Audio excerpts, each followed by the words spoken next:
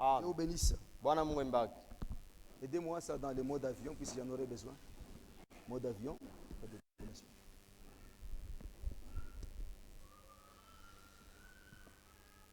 Avant de continuer, Mbele ya kuendelesha. c'est placé? Ok. L'autre semaine, on était au programme. Ile wiki ile tulianza On parlait sur un sujet tulisemea yule ya tungo moya. Qui était la pensée que Dieu avait inspirée à son serviteur. Ile ilikuwa ni mawazo ile Mungu alisukuma ndani ya mtumishi wake. Tel que c'était présenté. Paka vile ilioneshwa. C'est vraiment l'inspiration de Dieu. Ilikuwa ni uvuto ya Mungu. Et ça fait partie de la nourriture pour l'épouse. Chakula njoo ya bibi harusi. On parlait sur Dieu veut nous parler du ciel. Tuanza kuzungumzia yule ya Mungu anapenda kusema toka mbingu. Et on était presque arrivé à la fin avec cette pensée-là. Na tulikuwa karibu na kumwisho ya ile wazo. Mais comme aujourd'hui, on a beaucoup de temps toute la semaine. Sasa vile leo tuna wakati ya mingi wiki mzima.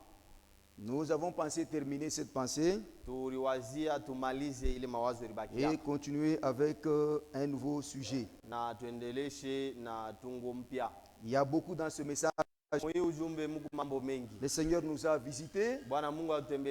Toutes les prédications que le prophète a apportées. Toutes les prédications que notre bien-aimé Franck a apportées. Et qui nous aident à comprendre la parole de Dieu dans la Bible. Sans confusion, clairement alors. Pour nous, c'est notre nourriture. Donc nous ne sommes pas comme les autres qui cherchent vraiment à écouter la vraie parole de Dieu. Prophétiquement parlant, partout où il y a les autels, dans toutes les chaires, particulièrement sur les chaires dénominationnelles, on dit que toutes les tables sont pleines de vomissures. Ce que les gens écoutent, ce n'est pas la parole. Les gens écoutent les pensées théologiques. Les gens écoutent les philosophies des hommes. Mais pour nous, c'est une grâce. C'est pourquoi toutes les fois que nous pensons à ça,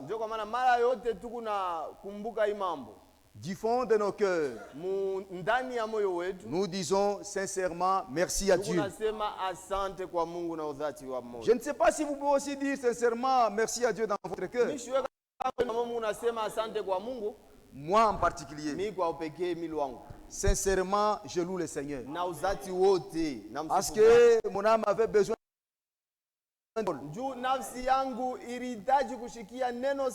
Oui, puisque l'âme c'est une propriété de Dieu, frère. L'âme est édifiée quand elle écoute seulement la parole de son Créateur. Alléluia. Amen. Et en ce temps, nous avons eu le privilège de recevoir la pure parole de Dieu. Et nous disons merci à Dieu. Alléluia. Amen. Nous faisons un pas en arrière. Dans Apocalypse chapitre 4, verset 1, c'est là qu'on avait lu. C'est Jean qui dit: après cela, je regardais dans le ciel. Et je vis une porte ouverte.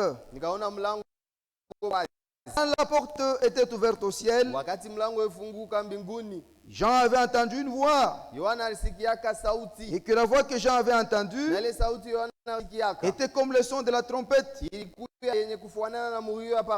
cette voix lui disait, ou cette voix lui parlait en disant: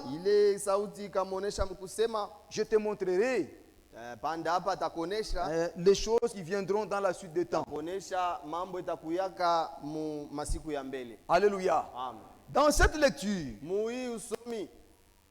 l'homme de Dieu porte sa réflexion sur deux mots.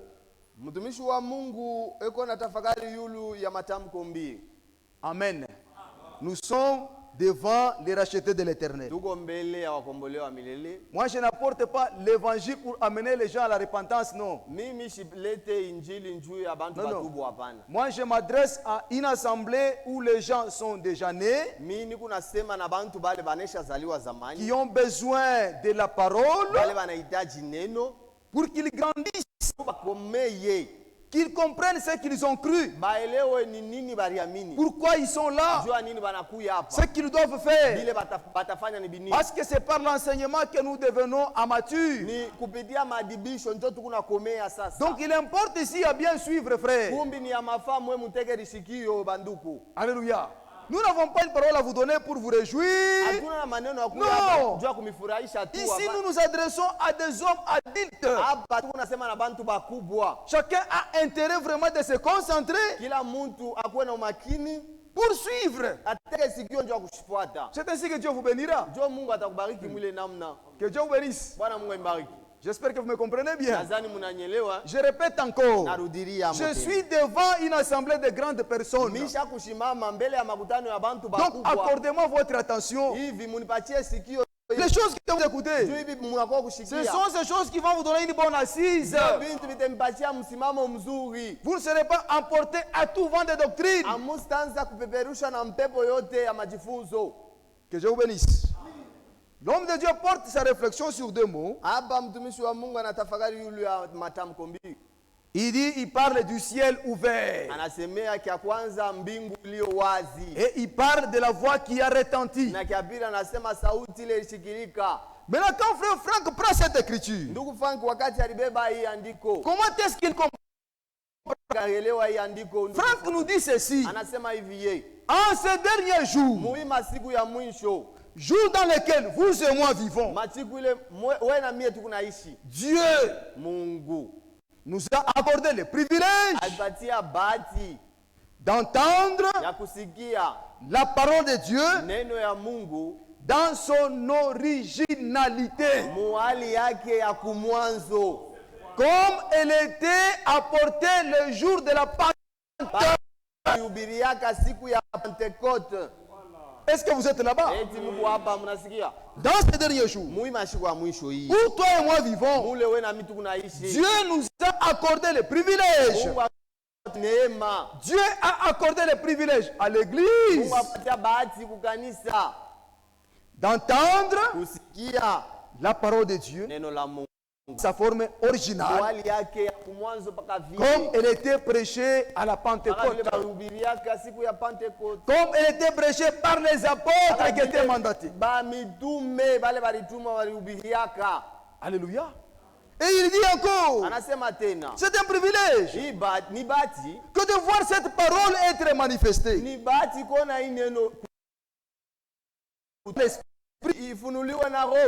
Les groupes de gens qui vont entendre cette parole enseigner à la manière de la Pentecôte. Ces groupes de gens-là se tiennent sous un ciel ouvert. Ils sont déjà sous un ciel ouvert. Et ils entendent la voix de Dieu.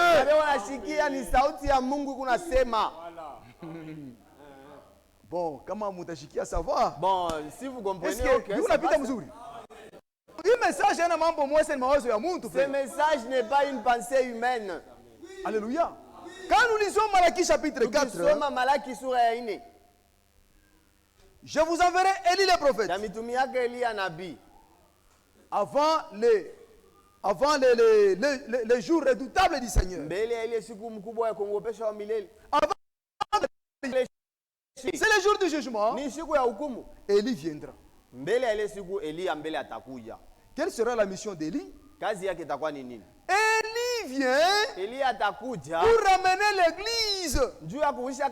Parce que la grâce est faite à l'église. L'église épouse. Pas à un individu. Non. La grâce est faite à l'église épouse. D'être ramené sur l'enseignement qui a été posé par les apôtres. nous ramener à l'enseignement des apôtres, sur le baptême. Quand quelqu'un croit, alléluia, nous ramener sur le nom du baptême. Quand quelqu'un croit, nous ramener la foi, la manière de célébrer le repas du Seigneur, comprendre la divinité de Jésus-Christ, le comprendre de la manière dont les apôtres le comprenaient. Alléluia. Amen. Être ramené à tout ça. C'est ça la mission d'Élie. De sorte que l'église qui est arrivée à la fin soit comme celle qui était au commencement. Quand vous vivez ces choses-là, c'est la grâce de Dieu. C'est ça la mission d'Élie. Alléluia.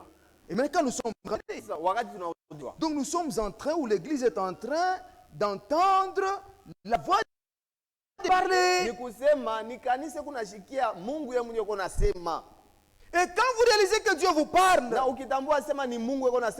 vous devez vivre en conséquence. Parce que Dieu n'est pas un homme. Quand Dieu parle, qui ne va pas craindre. Quand les lions rugissent, alléluia. Quel est cet animal de la forêt? Je pense que quand les lions rugissent, la frayeur doit saisir chaque animal. Chaque animal doit faire attention à ces rugissements-là. Et cela est typifié à Dieu. Quand Dieu parle, qui ne craindrait. Alléluia. Voilà le privilège que nous avons eu dans ce pays. Et on doit avoir un comportement approprié. Bien aimés frères, dans ces derniers temps, Dieu est en train de nous parler à partir du ciel. C'est Dieu même parle à l'épouse. Et il parle à l'épouse par ce message que vous écoutez. Le message que les hommes de Dieu apportent. Frère Sami a parlé sur un thème, humilie-toi. C'est Dieu qui a inspiré son serviteur à porter ça. Et là, ce n'est pas Frère Branham qui a parlé. Ce n'est pas Frère Branham qui a parlé. Il a parlé au travers de son prophète. On voit cette parole-là comme la parole d'un homme, non. On doit la recevoir comme la parole de Dieu. Alléluia. Chaque parole qui est enseignée ici, on ne doit pas la recevoir comme la parole d'un homme. Mais si vous la recevez comme la parole de votre frère Kaba,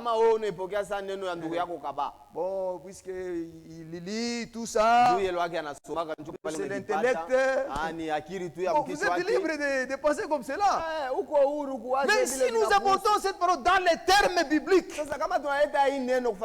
littéralement comme c'est donné dans la Bible, et c'est donné par les prophètes, à ce moment-là, vous avez le droit de faire abstraction à l'homme qui parle. Considérez que c'est Dieu qui vous parle. Quand vous avez ce discernement-là, en tout cas c'est un bon départ. Alléluia. C'est un bon départ. Le Seigneur vous bénira. Que Dieu vous bénisse richement. Nous allons lire quelques. Excusez-moi. Nous avons des brochures ici qui peuvent nous aider. On n'en a pas en forme de livre. On va en avoir tout, non. Alors ne soyez pas chopés. Non, non. C'est un outil qui peut nous aider. Aujourd'hui, il y a des gens qui n'utilisent pas les Android. Quelle est la raison?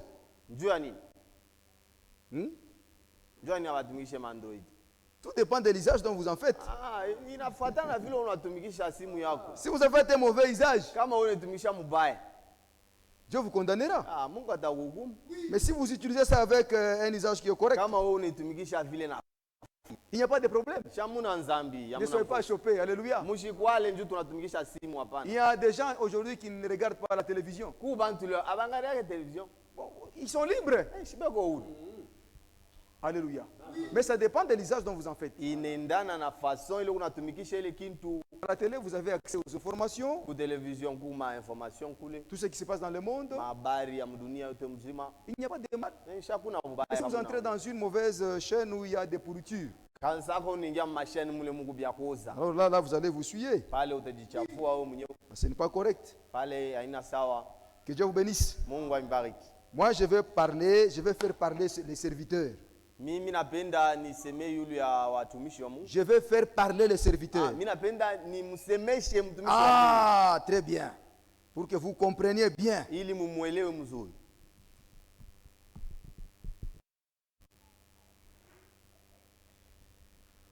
Dieu veut nous parler depuis le ciel. Mungu anapenda kutusemea toka mbingu. Page 7. Ukurasa 7. Écoutez, c'est très important. Mushikieni sana. Nous sommes dans une école des adultes, mes frères. Nasema tuko masomo ya bantu bakubwa bandugu yangu. Les lions enragés Simba na ongoloma. qui ne craindraient pas. Ni nani asitaogopa? Dieu le Seigneur a parlé. Bwana Mungu alisema. Qui ne parle pas comme un prophète. Nani ashezi kusema sawa nabii? Quand Dieu le Seigneur parle, Wakati Bwana Mungu anasema. nous sommes invités à parler comme les prophètes. Shie na shie banatuita tuseme sawa banabii. Qu'est-ce que cela signifie parler comme les prophètes? Inamaanisha ni kusema sawa nabii. Suivez comment est-ce l'homme de Dieu parle ici. Mfuate mnamna ile mtumishi wa Mungu unasema hapo. C'est une puissante déclaration. Ni msemeo ya nguvu. Devons-nous tous devenir des prophètes? Est-ce que shiba wote tunao banabii? Oui ou non? Ndio wala hapana? Laissons-les comme ça. Tuache mbele vile. Mais une chose doit être certaine pour nous tous. Kwa lakini kitu kimoja kinapaswa kwa ya kweli njoo. Qu'au nom du Seigneur, Jina la Bwana. nous devons croire Tunapaswa kuamini et retransmettre na kuleta tena révélé par Dieu neno ile ilifunuliwa na Mungu tel qu'elle est sortie de la bouche de son serviteur mpaka vile litoka mkino ya mtumishi wake et prophète, na nabii, sans rien y ajouter, bila kuongeza kwa kitu, sans rien à retrancher. bila kutosha kwa kitu hata kimoja. Amen. Voilà le conseil que l'homme de Dieu nous donne. Hii ni mashauri mtumishi wa Mungu unaleta, ndugu fangu. Il parle. Mungu wakati anasema, Nous, à notre tour, shie muzamu yetu, les serviteurs de Dieu, batumishi wa Mungu, l'Église kanisa doit parler comme les prophètes. na yo inapashi kusema mpaka vile nabii alisema. Parce que les prophètes, c'est la voix que Dieu utilise pour déposer ou révéler la pensée de Dieu à son peuple. Juu nabii njoo Mungu ako anatumikisha njoo ya kuleta mawazo yake kutaifa lake. Sans les prophètes, Bila nabii Dieu ne parle pas. Mungu ashisemake. Amos 3 dit ça. Pardon? Amos 3 dit ça. Amos 3 dit ça shosema hili. Dieu ne fait rien sans révéler son secret à ses serviteurs, les prophètes. Mungu ashifanyake kitu chochote bila kufunua siri yake kubatumisha. Et quand Dieu révèle son secret à ses serviteurs, les prophètes, Kama Mungu anafunulia masiri yake kubatumisha nous banabii. devons parler comme les prophètes. Tunapashi na shi kusema saba nabii. C'est-à-dire quoi? Kusema ni Croire, kuamini, retransmettre. kubiri tena. Amen. Comme cela a été donné au prophète, Mpaka vile barumpatia yo nabii sans rien ajouter, bila kuongeza kitu, sans rien retrancher. bila kutosha mo. Alléluia. Quand Dieu parle, Mungu akisema, qui ne parle pas comme un prophète? nani acheze kusema sawa nabii? Aujourd'hui, l'église du Leo Seigneur hii kanisa ya doit Bwana parler comme les prophètes. inapashi kusema sawa nabii. C'est-à-dire répéter Ni kusema le kurudilia message ujumbe tel que Dieu l'a donné à son serviteur, les hata prophètes. vile mtia mtumishi wake nabii. Et quand on agit comme ça, Tukitenda on est vile dans la volonté de Dieu. pale tuko mapenzi ya Mungu, Et quand on agit comme na ça, tukitenda vile on montre qu'on a reçu la grâce de Dieu. tunaonesha kusema kweli tupokea neema ya Mungu. Alléluia. Mais moi, je me demande, Mimi najiuliza mais leo avec ce message, sana hii ujumbe hii, comment expliquer qu'au sein du message, il y a plusieurs directions? je leo hii mujumbe mnakuwa manji ya kweli? Les grands qui nous ont précédés, Wale bakubwa walitangulia ils mujumbe, lisaient ces choses ou bien ne les lisaient pas? banaanza kusoma hivi vitu vya bakwanza ubisoma. Alléluia. Quand nous disons que nous recevons la grâce de Dieu, Ndio tukisema tulipokea neema ya Mungu, Alors cette grâce de Dieu se révèle à nous par la crainte que nous faisons voir. On doit parler comme cela a été donné aux prophètes. Que Dieu soit loué. Mais quand il y a plusieurs directions, on se le dit ouvertement. Dans tout ça,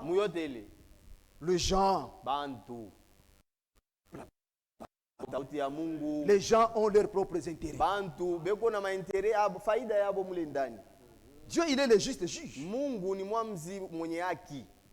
On ne doit pas avoir autre intérêt que les intérêts en rapport avec le plan de Dieu.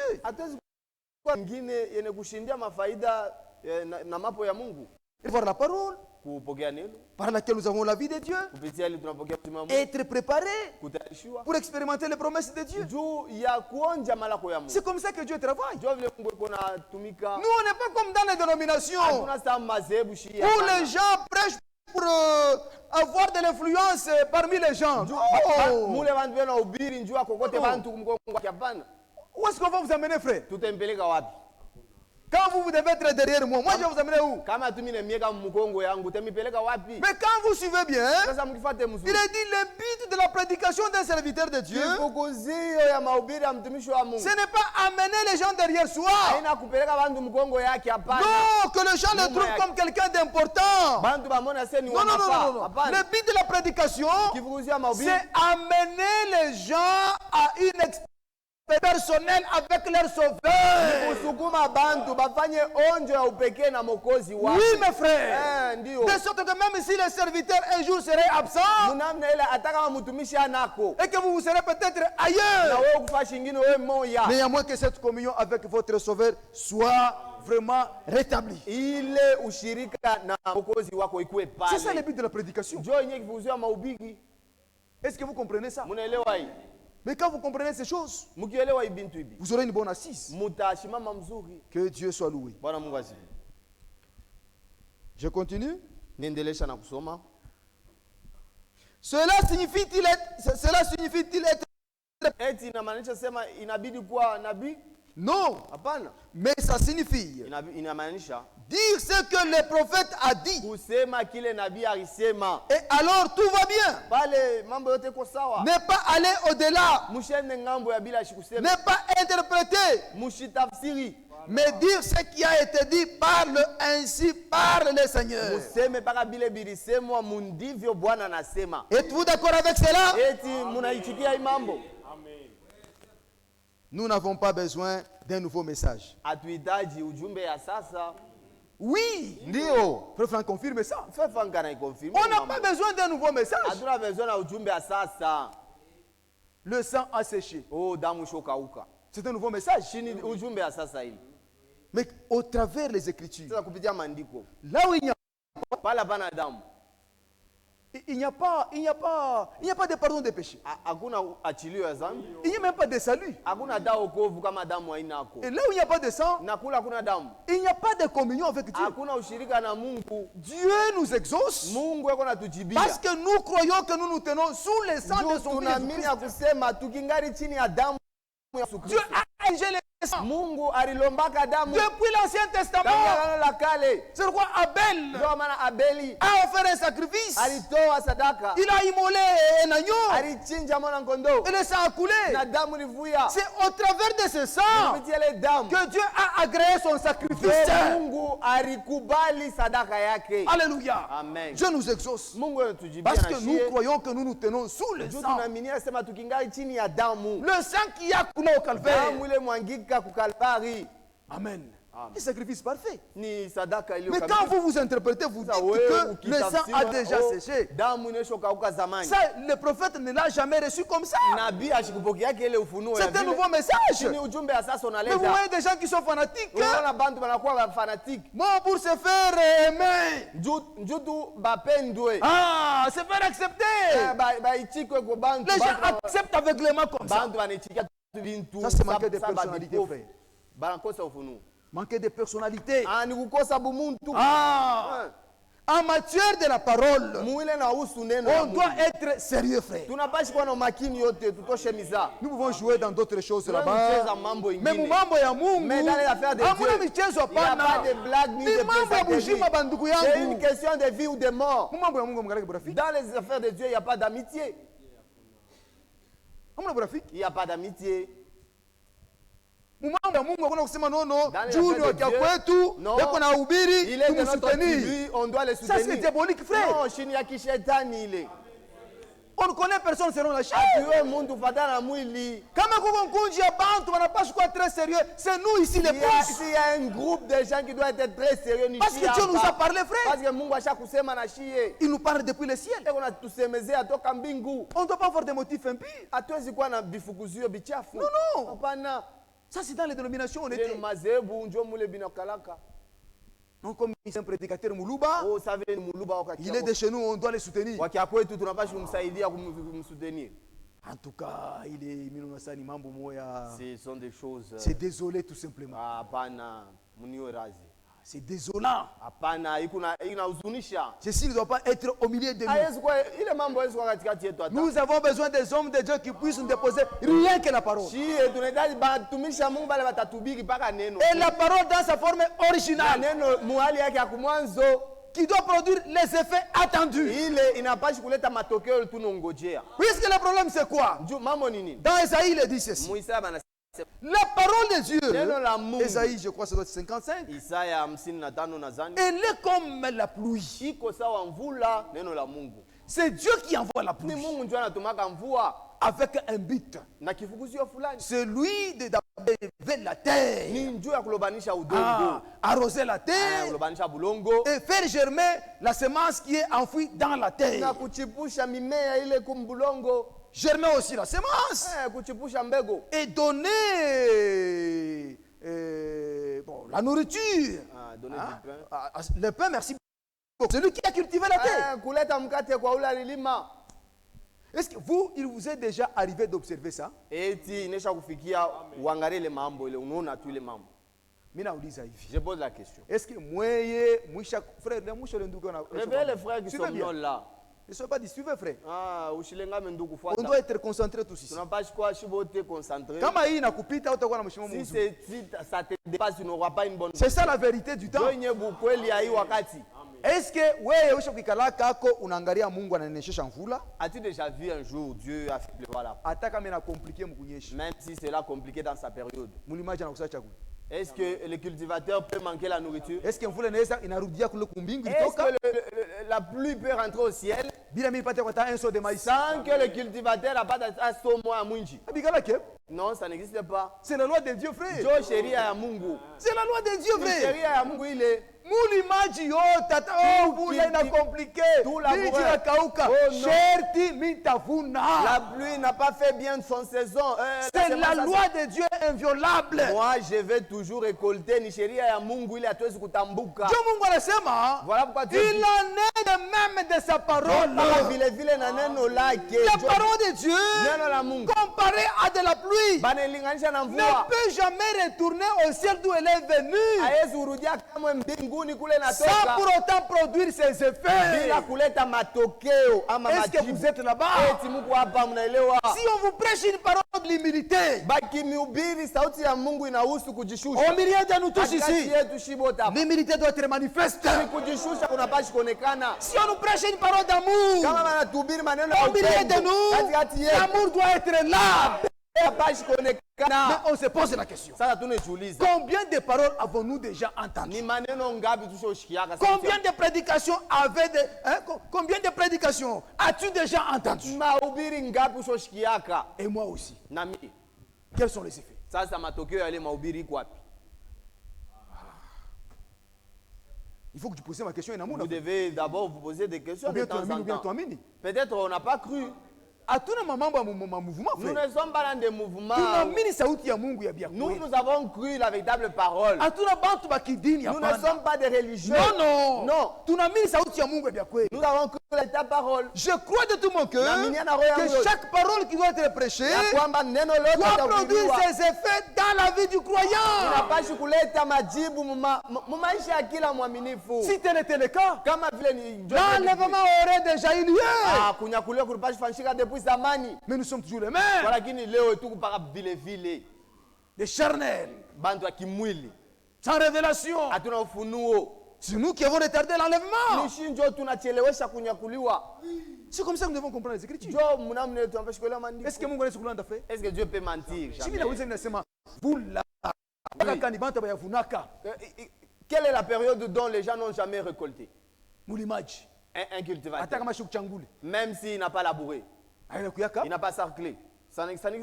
Il en est de même de ma parole. Dieu dit que vous allez voir que beaucoup parmi nous, on ne croit pas la parole. C'est comme ça. On ne croit pas la parole, on fait semblant.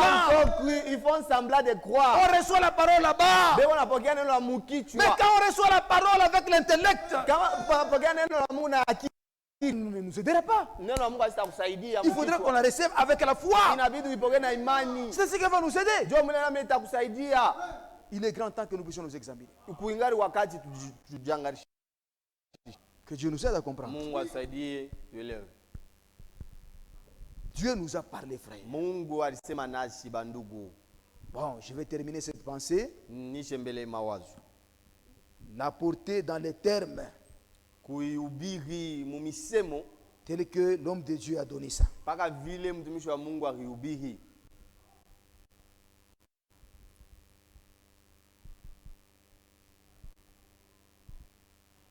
Écoutez maintenant. Nous n'avons pas besoin de nouveaux messages. L'enlèvement a déjà eu lieu. Vous croyez? Où est l'image là? Cette image. Oui, Christ. Oh, Christ. Mais quand vous comprenez ça, on dit Jésus il reviendra. Et tout œil le verra. Même ceux qui l'ont percé. Cette venue qui est en rapport avec l'enlèvement. C'est pas que tout œil doit le voir. Non. Ça c'est vraiment un inclinement de l'œil, frère. Un inclin d'œil. Jésus s'éteindra sur le nuée. Et nous allons les joindre là-bas. Il n'y a que l'épouse qui le verra. Mais cette venue où il est dit tout œil le verra, c'est une autre venue. Les gens disent non, c'est le message. Christ est déjà venu. Les gens croient. C'est le fanatisme avec ça. On peut faire un fanatisme politique. On peut faire le fanatisme. Même mambo ya Mungu. Dans l'état de Dieu, non, jamais. Non. Il est même moi, je vais quitter et commencer à marcher seul. Moi-même, je vais marcher seul. Car je suis né seul. Je ne suis pas né ensemble avec quelqu'un. J'irai dans la tombe seule. Ma femme restera. Si elle m'aime, elle va pleurer. À la fin, il faut elle doit accepter que Dieu mouche à qui la monte. Elle me dit seulement au revoir. Elle rentre là. Moi j'irai moi-même seul. Comme frère Lengalenga chantait. Comme frère Lengalenga dit le jour de la mort. Je m'en irai seul. Pensez à ça. Ma femme restera. Mes enfants resteront. Le travail restera. L'argent restera. Je m'en irai seul. Devant mon Créateur. Lui va maintenant décider de mon sort. Si j'avais pris possession de la parole, il m'a dit va dans le repos. Si j'avais pris possession de la chair, va dans le tourment. Que l'argent ne vous distrait pas. Alléluia. Amen. Que le travail ne vous distrait pas. On a des bien-aimés qui étaient avec nous. Mon ami Eric n'est plus ici. Moi je pense à ça, frère. Quand je regarde, ça va, il m'a précédé. Donc lui qui est parti, nous le dépassons. Nous le dépassons en quoi? Hein, frère? Non, vous devez poser certaines questions. C'est un jeune homme. Il a soutenu l'œuvre de Dieu ici. Avec les Serge et les autres. Avec les frères Serge et les autres. Les frères, c'est qui encore l'administrateur? Le frère Gaspard aussi, l'administrateur, ils sont partis.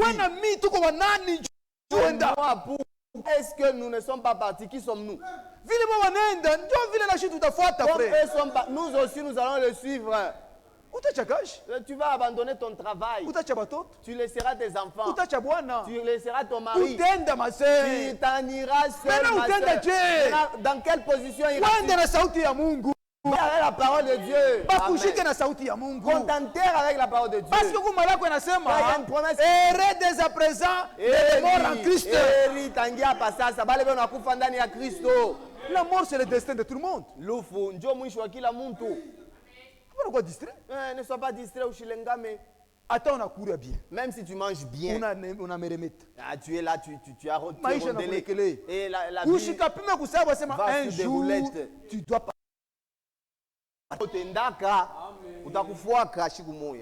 C'est ce qui nous rend maintenant humbles. Laissez un bon témoignage. Alléluia. Laissez un bon témoignage. Le témoignage, on le laisse quand on est en vie. Mais quand on sera déjà mort, quel est le témoignage que vous allez laisser? Soutenez l'œuvre de Dieu. Investissez dans le royaume. Aidez les enfants de Dieu avec ce que Dieu vous donne. Parce que vous allez laisser tout, frère. Votre argent restera. Est-ce que vous pensez à ça? Mais on trouve des gens, puisqu'il a beaucoup d'argent, la vie est facile. Il est devant l'écran. C'est comme s'il est déjà mort. Frère. Nous, on mourra. Mais on a la promesse que nous mourrons en Christ. Que Dieu soit loué. Oh là là là là, supportez-moi vraiment. Nous vous humilier. Je vais terminer cette pensée. Frère Franck dit, quand je lève trop la voix, ça me touche. Ça me touche au plus profond de moi-même. Dieu laissera parler. Sa voix retentit du ciel. Nous l'avons entendu. Et c'est devenu pour nous une révélation de Dieu. Cette voix-là qui a retenti du ciel. Le message que Dieu nous a donné. C'est une révélation de Dieu. Amen.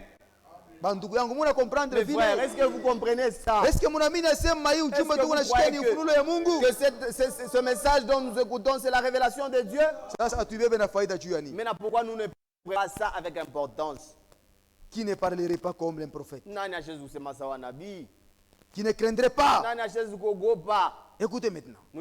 Lorsque Dieu parle, c'est ici que commence la véritable et authentique crainte de Dieu. Lorsque Dieu parle, c'est ici que commence la véritable et authentique crainte de Dieu.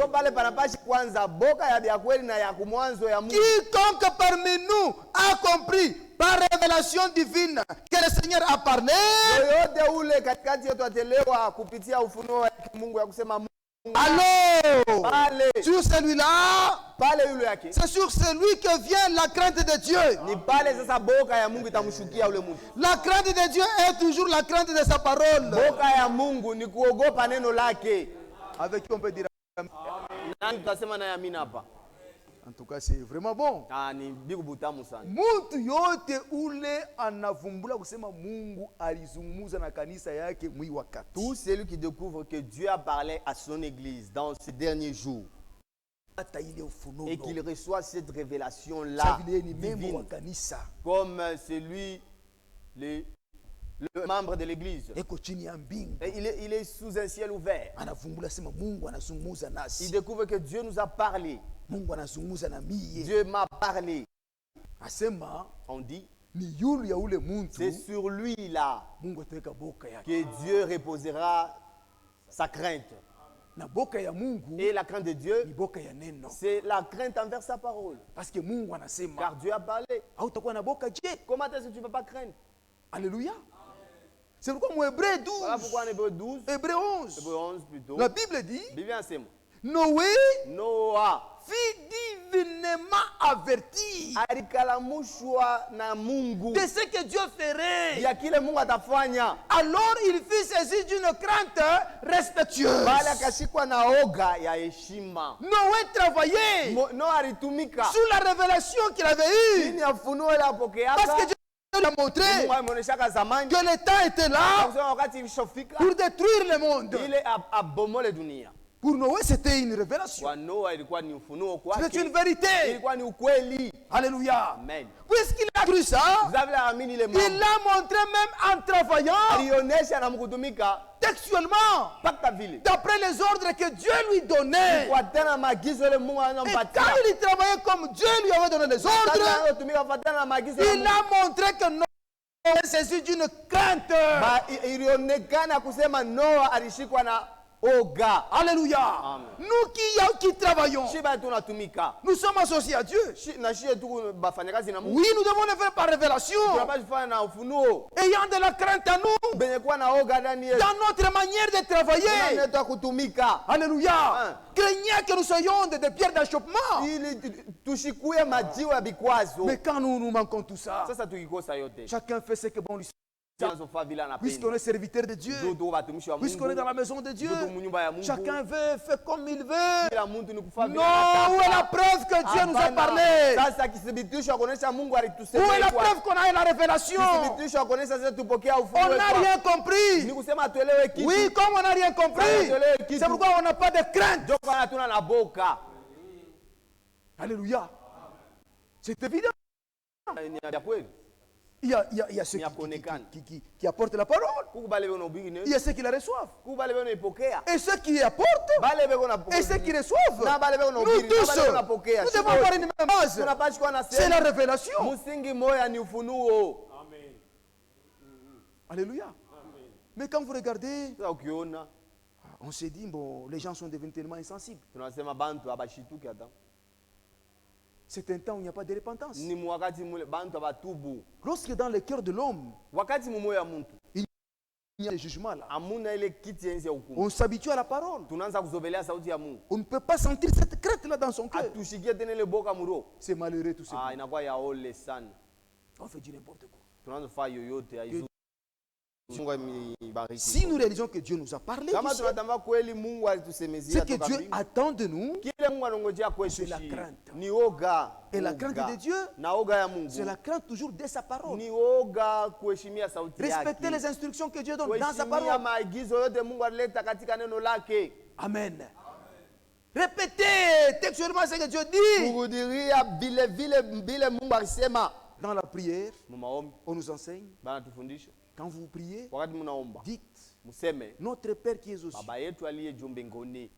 que ton nom soit sanctifié, que ton règne vienne, que ta volonté soit faite sur la terre, comme au ciel. Partout, la volonté de Dieu. Moi, je pense que nous serons des gens très heureux.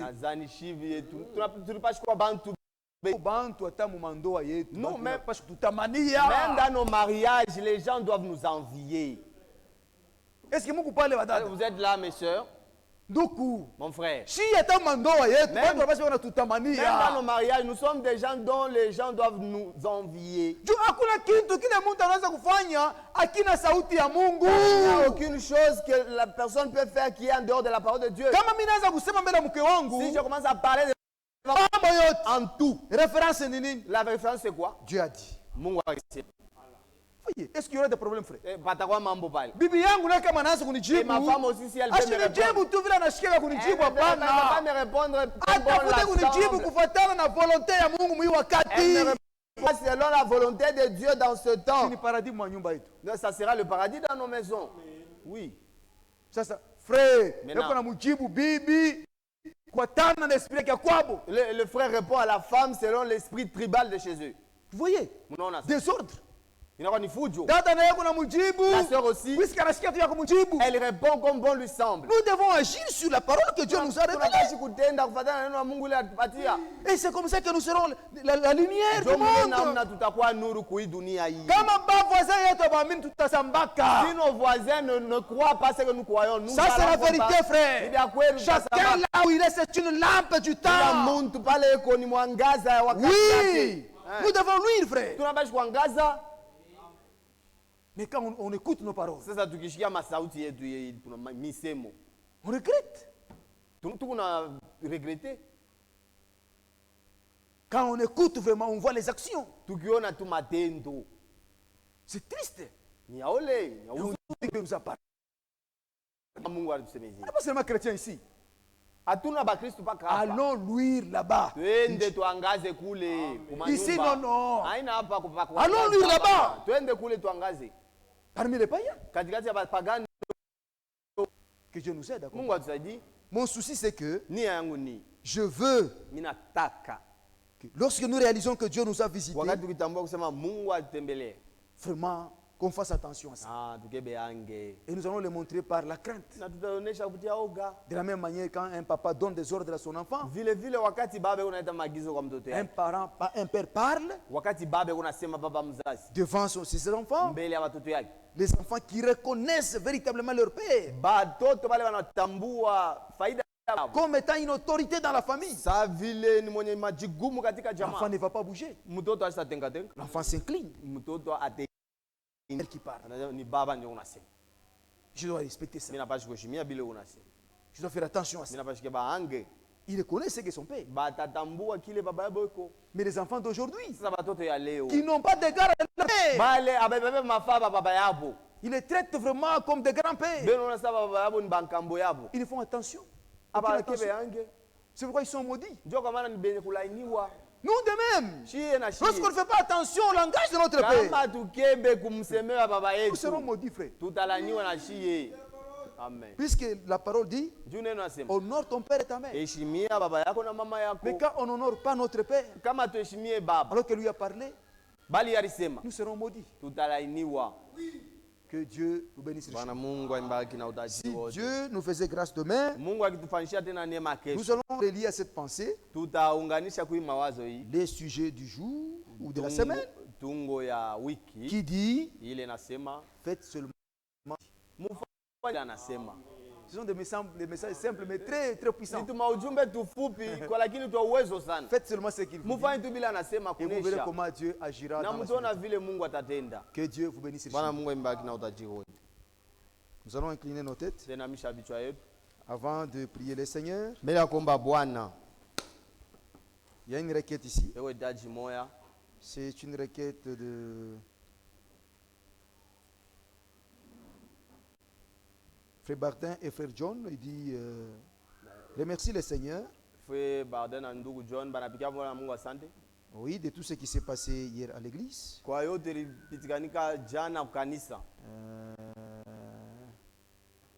devrait y avoir un vol ici.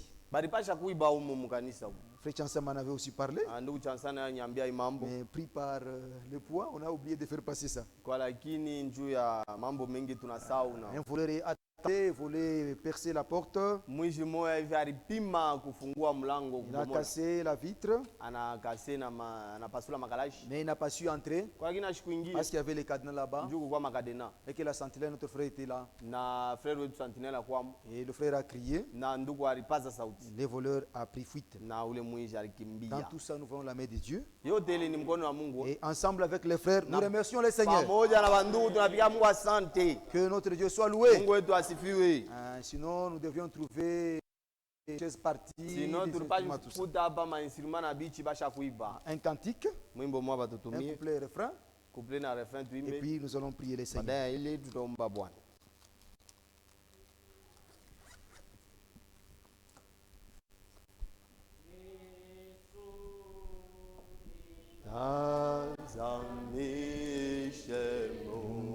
Salah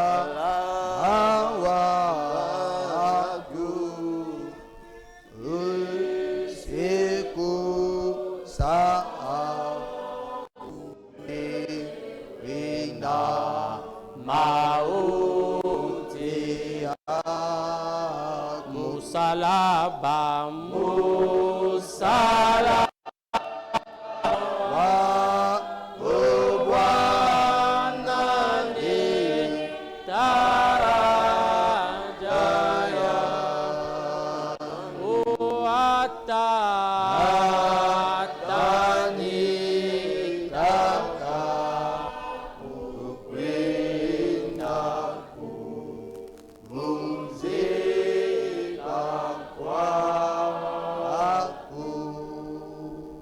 Un peu de mots, une prière de remerciement. Maneno kidogo tuombe maombi ya kushukuru.